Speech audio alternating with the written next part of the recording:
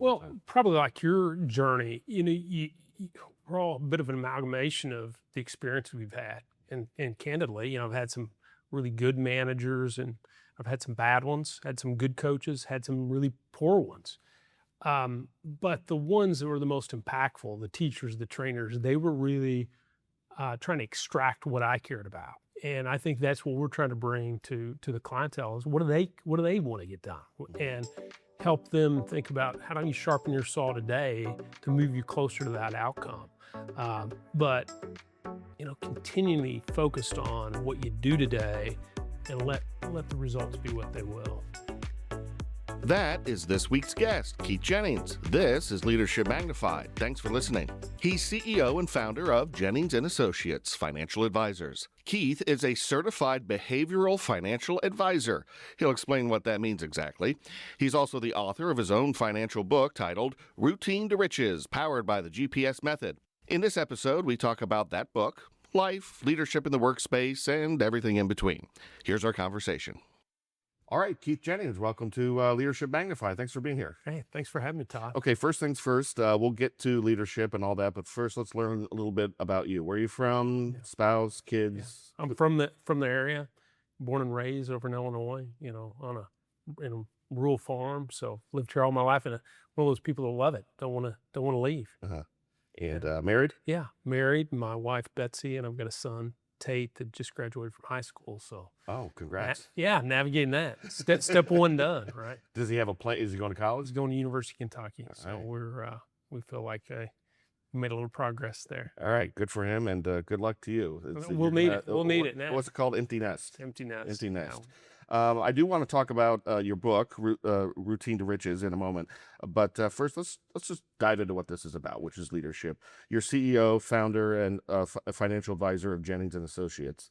How would you describe your leadership style within your firm that you've built? Yeah, good question. I think when I think leadership, often kind of think of things like managers and coaches, trainers.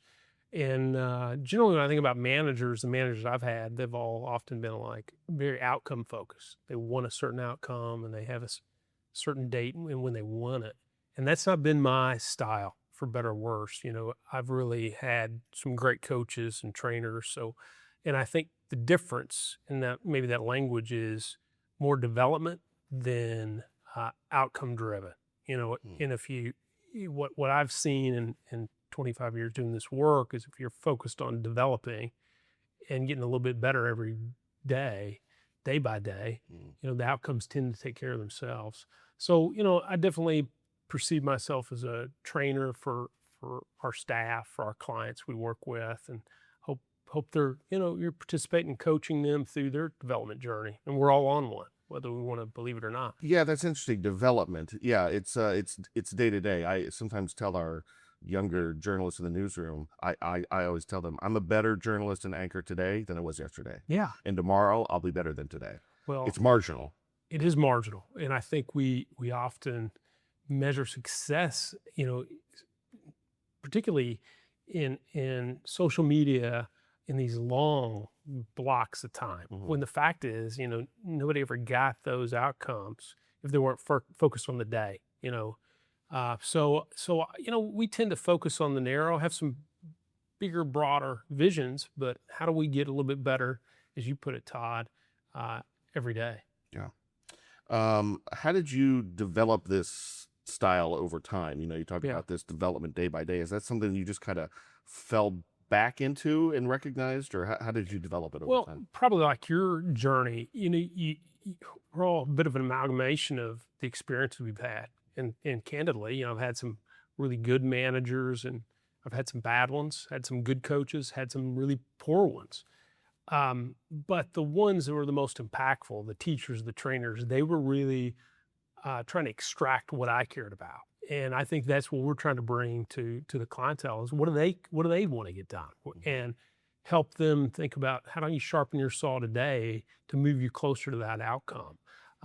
But continually focused on what you do today and let the results be what they will. Okay, that makes sense. Who's been a mentor to you or a leader in your life?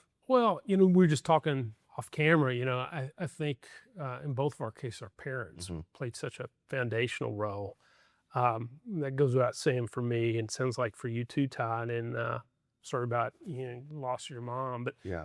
beyond that, our clients have really shaped my ideas about success and in really a broad way. Meaning, the beauty, I think, if you're an advisor, a lot of people perceive they're going to go to the advisor's office, they're going to tell them all the things they need to do, and then you walk out. And for me, it's not been that. It has been a constant collaboration, understanding, what they're struggling with, understand what they're doing well, um, and observing that in a much more significant breadth than most people get to. Mm. So a lot of intimate conversations allow you the opportunity to say, what's going well in your life and what's not. And I think those clients particularly have been, without a doubt, great opportunity and lens for mentorship for me. And hopefully, you certainly hope as you look back in your career, you're sharing that process with them as well, and documenting those findings. And that's really, what we're trying to do with books or guides that we're developing in the office. Yeah, and as you said, it sounds like foundationally your parents and foundationally my parents, Yeah. just a very good relationship, and there was that inspiration. And I find it sad when I hear other people talk about how they're not close with their Ah, mom or dad, and I just think to myself, that's such a opposite of where I'm coming from. yeah. I feel bad for them. I can't really, to the conversation we had, it's hard I'm so sympathetic Mhm. because it's just not a reality I had. I had very supportive parents that encouraged and expected, things out of my sister and I. And like we said, when you lose a parent and you become accustomed to that relationship, it's definitely leaves a void. Yeah, but And and obviously I'm not in your business, but I could see the relationship with your clients and learning from them, and how can you help them that helps right. you. It's all cyclical. Well, specifically, I think one time when we think about mentorship, uh, often, or at least when early in my career, I thought of, how do we think about somebody who's famous or really rich, and what or wealthy? How do we define that? But if you start to unpack it, if you really sit with people, they're far more complex than that. There's lots of layers of what success starts to look like is uh, is far more dimensional than we care to really consider in a soundbite or two. Mhm. I hear you. What's something you see in younger leaders, a mistake that they make as they try to impress the boss or climb the ladder? Is there Yeah. something that you just think, I wouldn't go about it that way? Yeah, climbing the ladder. Well, maybe the most significant is leaning the ladder against the wrong building, Mm, And what I mean by that is, I think when we're young, we want the things that are shiny. We want the car, the house, and there's nothing wrong with those things. But what we forget in pursuit of those,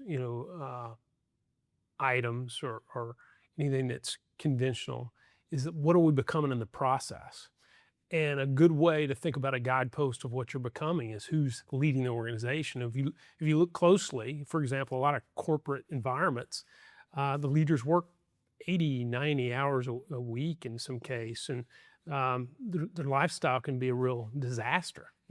So what I tell young people, before you start to want to model those behaviors, you've got to really ask, is that what you want to become? Because I definitely believe, we're going to start to become the people we spend the most time with, those 4 or 5 people. So if we're involved in a culture that really isn't what we want, we want to have time with our family, time with our friends, time to invest in hobbies and have a little more variety in our life, that we really have to be at guard of who and where we engage our time. mm. I think that becomes really sensitive. So I see a lot of folks, to maybe your point, Todd, that are working lots of hours in an effort to grow in their corporate environment, but ultimately, even as they get there, then they're wondering, where the meaning is. And I think that's a real personal race. It's not, one that any company can provide those answers for you. If that makes sense. It does, and I think it takes time. Me now versus me 20 years ago, I was doing the rat race of, do I have the right car? Do I have the right look? Do I have the right? And now it's like more people focused. For And sure. I just, you can't rush that, I don't think. I, I But to think your you're. point, you can share that perspective and hope it takes earlier. I think yeah, it's a mistake that we all might have to endure. To your point, but it's probably a mistake no less, right? Mhm. Occasionally we'll have the opportunity to share time with people that are that have some system in place that provides a rudder for what they're how and who they're spending time with. But to your point, I think it's more true than not that a lot of us, fall in those traps of wanting, to keep up with the Joneses, so to Joneses. speak. It's just it is the American way to a degree. We just have to be cautious. What's something you do now in your professional life that you wish you would have learned to do at the start of your career? Um, I, Maybe to echo your comment, Todd, I don't know that you can you can. This answer is going to be in retro as I look back, Mhm. but I think early in my career, I said yes to a lot of things, boards, activities, even client work, financial planning work. And so the answer was generally yes. As I've got older, that's certainly transitioned to no. And I don't mean that those things aren't as interesting, but what I've really come to know, and I see this from clients, is no is really the greatest defense mechanism of the time. And time is, without a doubt, for you and I and all the listeners you have, time is the most valuable asset you have. So I've tried to transition, and to your point, do we have to live that? I think as young people, young professionals, we do need to say yes. It's taking a sample off the buffet of life, I guess. We got to take a bite of that, and, Mhm. and maybe you feel. I'd be curious how you think about that. But as we get older, I think saying no matters a lot more, and I try to make that more of a default than yeses. If, Yeah, I agree with you. I, I was the yes guy for a long time, and now I just had this conversation. I just came off a couple of weeks of emceeing forums and yeah, banquets and fundraisers, which is all great, and I love to right. do it. But I was exhausted, and I thought to myself, maybe it's time for me to say no to some of this stuff. Well, you got to protect our personal energy, right? Yeah. It's really the only thing we've got, and I think, and I see that with clients we serve is that they've really depleted themselves, and I think no kind of gets a bad rap, but it's absolutely necessary if we want to be focused and good in our relationships or develop even wealth for that matter. We've got to say no a lot more, and that takes a lot of discipline. It does. It's not easy to say no. Let's pivot to your book, Routine to Riches. Explain the difference between a normal financial advisor and then what you describe yourself as a behavioral financial Yeah, advisor. that's a good question. No, and I definitely think we'd fall outside the box of normal, but I think when you think about the media and the traditional advisor, they're usually very focused on what's happening. What's happening in the stock market, what's happening in the bond market, the political environment, and how to navigate around those happenings. And when I think about behavioral financial advice, it's definitely what you Todd can make happen. Mhm. What you're really focusing on the agency you have over your financial life, and what you can do. And of course, things are going to happen. Mhm. The stock market will go up and down, and the bond market and interest rate change. The political environment is going to change, but if you really kind of dial in what you can do about it and really focus on how you can get a little bit better in your financial walk, I think clients and individuals are going to feel far more in control, Mhm. far more, I think, just have a general sense of ease. And I think that the lack of that ease, of kind of this always responding, is kind of a dis-ease, so to speak. What part of the title here, GPS method, goal plan strategy? What's the ultimate end game when approaching things that way? You know, I use an example of a grocery store, um, and we can talk about the acronym if you'd like. But when you go into a grocery store, um, I've read that the average grocery store has about 45,000 items in it, and um, they're all begging for our attention. They're all, screaming in some way, "Buy me!" All 45,000. And really, if you think about what we're trying to help clients build systems to do and routines and processes, come into that grocery store with a list. And that list provides an opportunity for you to stay focused, Mhm. understand what you came in there for to begin with. And I don't know if you're like me, if I ever go to a grocery store or any store for that matter without some level of intention, I can get off the You track. start just throwing stuff in. I know. Yep. Yeah, and I think then you start to think, what, I've gone to Walmart or the grocery store. And I'm like, how did I just spend $100 and I don't have anything? And I think that's more true than we care to admit. So I think it's no different than and the acronym is really built. GPS is off a GPS, because if you just spin and drive around, you'll go somewhere. It just might not be where you want to go. So the more specific you can be, the more intentional, the better outcomes you're going to have, the better feedback you're going to be able to provide yourself. And just like you would on that grocery list, is it measurable? Can I check off that box? And there's some endorphin release we all get from seeing progress on, okay, milk, got it. And the same is true with our financial lives. We need to set those small targets to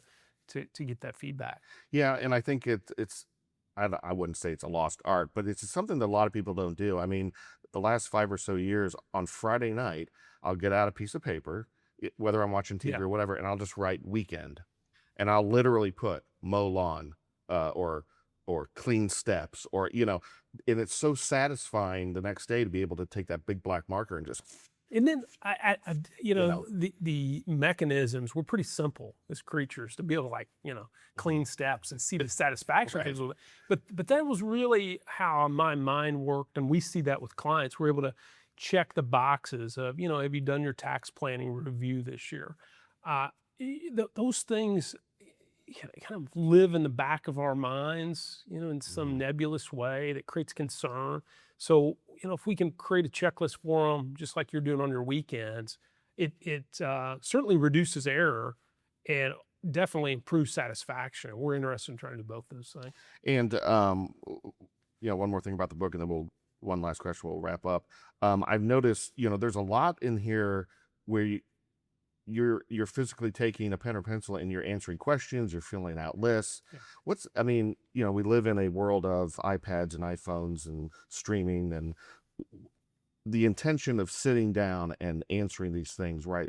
How is that better than on a iPad? Well, both know, Todd, there's 1,000 tools that provide mechanisms to better understand our list and what we need to be working on. But for me, the phone is just a perpetual and constant distraction. Mhm. Text messages, emails, my computer's the same way.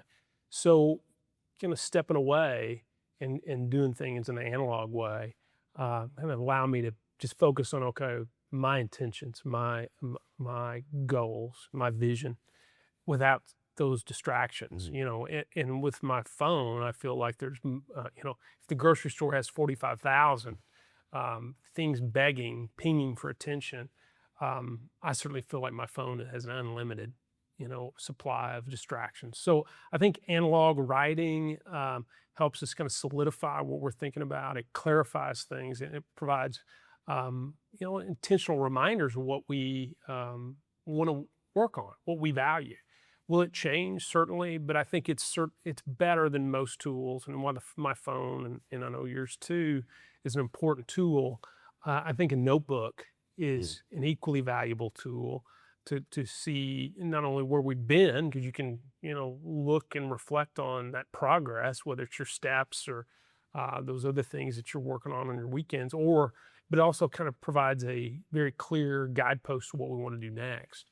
So that's how I think about it. Does that make It makes does that make sense, and I remember reading somewhere, maybe it's on your website, that you're always walking around with a a book, Yeah. or, not a book, Right. It's a a journal. Yeah. Yeah, Right. So, Well, I think and I try, and what we shared and talked about in the emails, we're trying to make that list not so long that you can't get through it, but setting up yourself for success today. Mhm.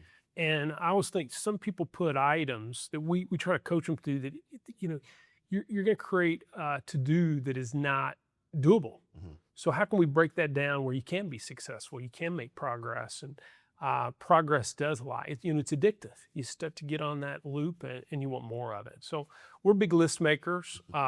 Even in a complex world, the simpler we can make progress, the better outcomes we're going to have. That's certainly what we believe. And just like on your career journey, Todd, it's day by day, Yeah. like we talked about. Yeah. Last question. We pulled back the curtain a little bit on your personality. How do you relax? What do you read? Do you watch TV? You go run? What do you do? All those things. I'm not afraid to binge watch Netflix from time to time. But probably the way I relax, I do exercise, but the chief way I relax is walk. Just go, no intentions in mind. Try to just take a stroll for 30 minutes or so. And I find that kind of and being outside, not on a treadmill, that's real medicine for me.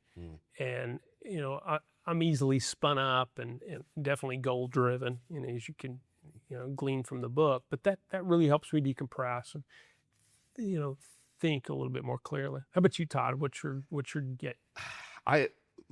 Nerd alert. My hobby is presidential history.